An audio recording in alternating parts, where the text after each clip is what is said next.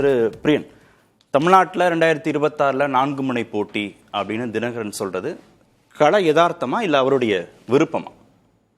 இல்லை, இப்போதைய சூழ்நிலையில் அதுதான் அதை நோக்கி தான் போயிட்டு இருக்கு. இதே நிலைமை நீடித்ததுன்னா அது 4 முனை போட்டியில் தான் போகும். ஆக்சுவலாக பலவிதமான விஷயங்கள் இங்கே பேசப்படுறதை நம்ம பார்க்குறோம். விஜய் அதிமுக பாஜக கூட்டணிக்கு இழுக்கிற விஷயங்கள்லாம் பார்க்குறோம். நம்ம அப்படி இழுத்தா அது 3 அணியாக மாறும்.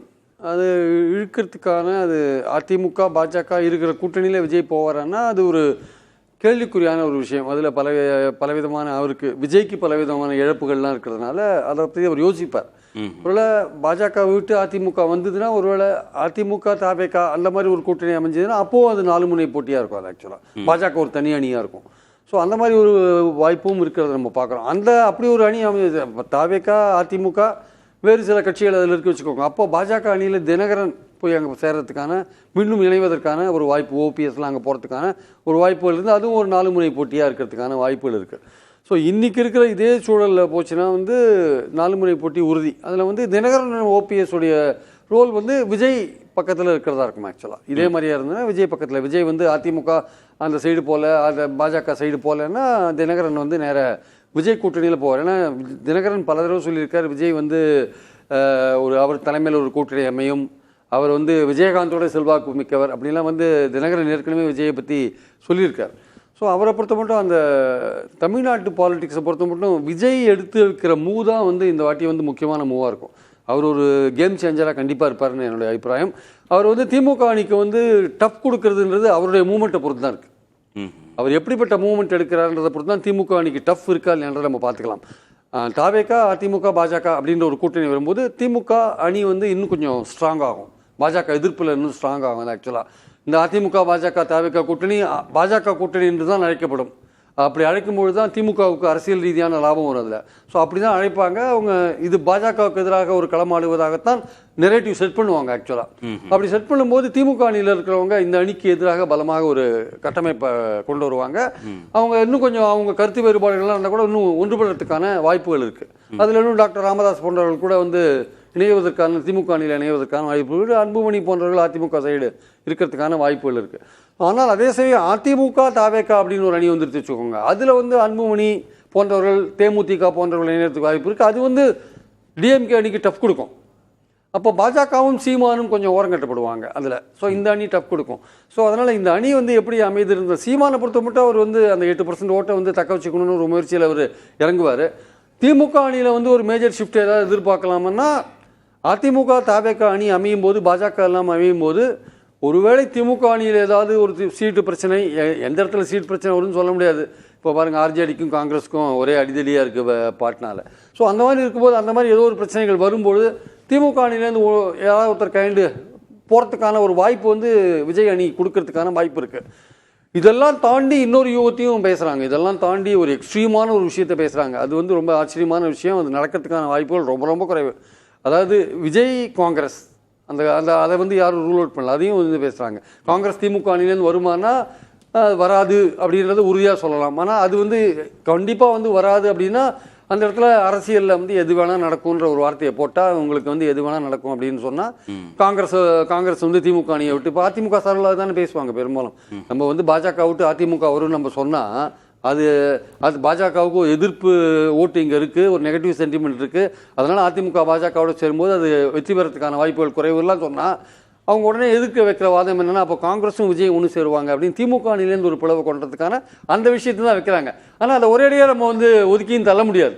என்ன நடக்கும் எது நடக்கும்னு சொல்ல முடியாது. ஸோ அப்படி இருக்கும்போது காங்கிரஸில் இன்றைக்கி பேசுகிறவங்களும் எப்படி பேசுகிறாங்க, அதிகாரத்தில் பங்கு வேணும், அதிக இடங்கள் வேணும்னு சட்டமன்ற தலைவர் ராஜேஷ் உட்பட பல பேர் பேசுகிறத நம்ம பார்க்குறோம். நம்ம அது அழகிரி உட்பட, கேஎஸ் அழகிரி உட்பட. அதனால் இது ரொம்ப ரொம்ப லாஸ்ட் ஒரு அந்த இந்த அமைப்பு, இந்த ஃபார்மேஷன், நான் சொல்கிறேன் இந்த காங்கிரஸ் விஜய் ஃபார்மேஷன்றது ரொம்ப ரொம்ப கடைசி கட்டம். இவ்வளவு ஆப்ஷன்ஸ் இருக்கு, இவ்வளவு ஆப்ஷன்ஸ் இந்த எலெக்ஷன்ஸ்ல இருக்கு. ஓகே, அதிமுக தாவேக கூட்டணி அமைஞ்சிடக்கூடாது அப்படின்னு திரு தினகரன் நினைக்கிறது தனக்கான கூட்டணி வாய்ப்பு இல்லாம போயிடும் அப்படின்ற அந்த பெர்செப்ஷன் அடிப்படையிலையா, இல்ல திரு எடப்பாடி பழனிசாமி வெற்றி பெற்றிடக்கூடாது அப்படின்ற அந்த எண்ணத்தின் அடிப்படையில், இல்ல ரெண்டுமே தானா?